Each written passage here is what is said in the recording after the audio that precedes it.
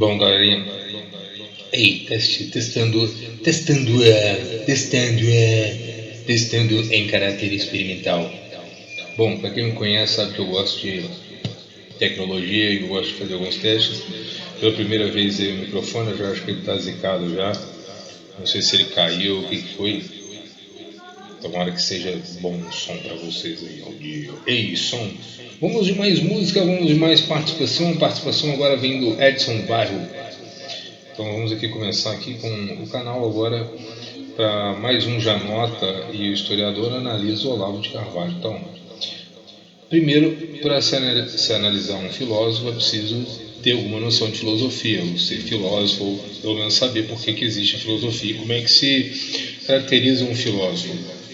Com base nas 12 camadas do próprio Olavo de Carvalho, você pode imaginar um filósofo a partir de algumas coisas, por exemplo, de 4 pilares. A leitura dos clássicos, antes do vídeo já vou falar isso já. Isso é um negócio que eu desenvolvi, até as tatuas aqui, que eu desenvolvi com o tempo, com base nas 12 camadas, que é a leitura dos clássicos, a refutação ou confirmação desses clássicos, né, o exercício de ler os clássicos e tentar dialogar com o autor, confirmando as suas teses ou refutando as suas teses, depois uma fase do material próprio e a última fase das aulas e reconhecimento dos alunos. Então, se você cumprir essas 4 etapas, certamente você vai estar ou vai se tornar um filósofo ou próximo disso. Qualquer coisa fora disso não é filosofia, não dá para ser considerado filósofo. Então, um filósofo, em primeiro plano, não é aquele que tem o diploma, aquilo é professor de filosofia, vai contar a história da filosofia, sabe? Um resumo bem básico, então bem pueril. O filósofo precisa atravessar essas 4 camadas. Então, assim, com certeza esse historiador não sabe e está falando besteira desde o início. Eu vou soltar aqui.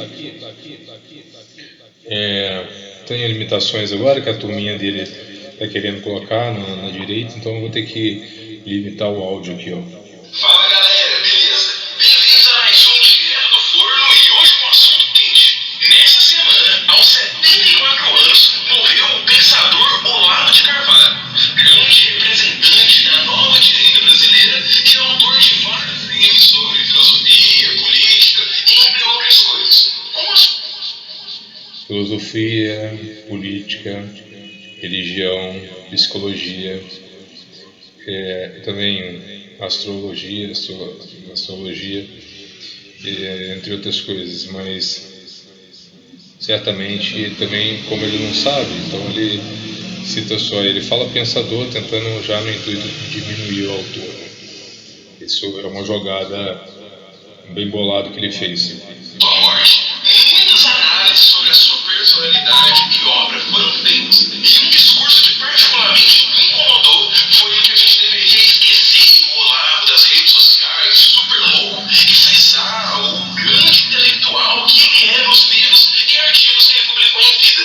E é por isso que eu estou fazendo esse vídeo hoje, para desmontar essa suposta erudição e intelectualidade do Olavo e mostrar que, na verdade, ele alimentou teorias da conspiração ao não entender direito alguns conceitos do Antônio Gramsci, ao fazer uma teoria da história bastante reacionária e, principalmente, transformar essas ideias em combustível político que explica muito do que a gente tem hoje de vários setores da população que... Ele não tem nada a ver com a nova e extrema-direita. Ele começou um trabalho sozinho, um trabalho que levou toda a década de 90 sozinho, o princípio da década de praticamente até 2010, praticamente, para depois se tornar conhecido, e aí, de alguma forma, através dos livros, ele cumpriu a última etapa do caminho da filosofia, que é ser reconhecido em vida por seus alunos. Então, assim, há aí, então, um pingo de inveja, mas eu volto a frisar, um historiador não tem capacidade para refutar um filósofo, sabe? Primeiro porque a história perderia para a filosofia, porque a filosofia já engloba a história, sabe? Então, assim, é uma, digamos, dentro das humanidades, é uma arte inferior, vamos dizer assim. Então, assim, ela está subordinada à filosofia, à história, sabe? Mesmo ela sendo ciência e a filosofia não. E outra porque não tem capacidade, não tem engajamento, não tem base. Então, como ele vai falar que o cara não é filósofo sem base alguma? E outra, eu já assisti esse vídeo e aí estou pondo reprise. Então, assim, eu sei que ele não leu nenhum livro, então, quando ele coloca suas ideias, são achismos, né? E não uma realidade, digamos, verdadeira, etc. Vamos lá, mais um pouquinho aqui das mentiras. E outra também, né? Esse cara não conhece Shibanco, nunca trabalhou na vida, então, assim, o vídeo dele tem 20 minutos. Parte da sua formação teológica e também do curso online de filosofia. É o COF, quem quiser edita aí COF, curso online de filosofia. Esse assunto você já sabe. Deixa aí o gostei do vídeo, se inscreve no canal, assim, se curtiu, compartilha com os amigos. Galera, o mais louco é assim, né? Ele não participou do COF, ele não leu nenhum livro e ele tenta refutar a partir das suas impressões ou aquele que ele ouviu falar e pequenos recortes. Teoria da conspiração é mesmo? Análise política agora é teoria da conspiração?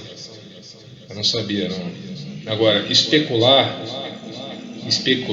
é objeto da filosofia. Se não é objeto da história, porque a história é rígida, né? A não ser a história dos análises lá, que eles tentam recontar uma história para fortalecer o marxismo ou uma espécie de revolução histórica. Então, assim, desconstruir para reconstruir, né? Então, assim, como a filosofia não trabalha com isso, trabalha buscando a verdade, então ela é especulativa, ela sempre é especulativa e sempre ela é a priori, porque senão ela seria uma ciência.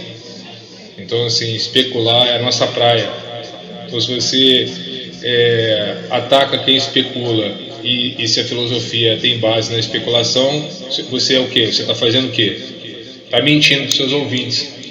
Qualquer filósofo do primeiro mês de filosofia, do primeiro dia, da primeira aula, vai saber que a filosofia é especulativa. Sem especulação não há filosofia. não se esqueçam que eu sempre deixo aqui embaixo, na descrição do vídeo, as referências que eu uso para fazê-lo, assim como as minhas redes sociais, com foco nos meus Instagram. Ai, meu pai. Os professores estão saindo com um conteúdo progressista e tipicamente esquerdista na visão do Olavo. Visão do Olavo não, essa é a realidade. Eu vivi e vi para isso. Eu vivi, estive lá, sabe? Eu estudei em 2 períodos da história, sabe? Na década de 90 todinha, onde já estava em curso as ideias do Paulo Freire, porém algumas escolas ainda mantiveram a posição contrária, assim, foram tidas como conservadores e tal, geralmente as escolas de freiras e tal, apesar de não ter estudado em uma dessas, a minha em particular, sabe, então não demonstrou nada que pudesse fazer alusão a Paulo Freire. Porém, já na segunda etapa, quando eu voltei vamos dizer, 2016, entre 2014, 2016 e até 2018, eu tive essa experiência a partir de 2018 na faculdade de doutrinação pura e 100%, né? Porque você vai considerar Comte de direita, você vai considerar Durkheim de direita. Então, assim, é o máximo que você vai pegar lá um Stuart Mill e um John Locke, porque é difícil fugir desses clássicos, sabe? Mas todo o resto do material é esquerdista. Então, assim, já matou a primeira investida dele aqui, ele já tomou a costa dessa. Para preencher as escolas e mesmo a academia. Essa cruzada, então, contra os acadêmicos, os supostos intelectuais esquerdistas que dominavam o pensamento brasileiro, fizeram com que Olavo, na década de 90, principalmente, destilasse páginas de jornal e depois livros advogando pelo conservadorismo brasileiro. E vai lançar 2 das suas principais obras que misturavam filosofia, política, religião, entre outros elementos, O Jardim das Aflições e a Nova Era. Agora sim ele fala quem é Olavo Essa, quando ele descreve essas obras aqui, que ele escondeu no começo. Sem querer ele falou quem é Olavo. E é legal que ele faz uma propaganda gratuita aqui. Então, assim, eu não sei se agora se ele quer atacar ou se ele quer defender. Essas 2 obras a gente consegue entender muito do pensamento do Olavo, as principais teorias da história que ele vai formular e principalmente como numa mistura de política, filosofia e religião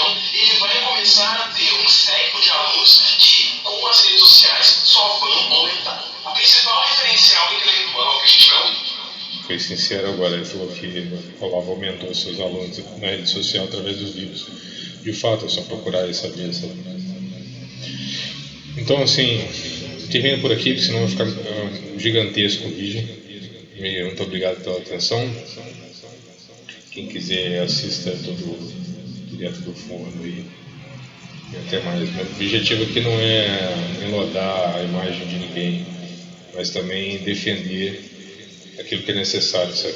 No caso, a memória do Olavo de Carvalho, pode ver que também ele é covarde, né? Porque esperou o cara morrer para fazer um vídeo, sabe? Que ele não fez em vida. Então, isso não existe. Então, meu filho, será que algum dia você vai ter um aluno que te defenda? Essa é a pergunta que eu deixo no ar. Forte abraço e até mais.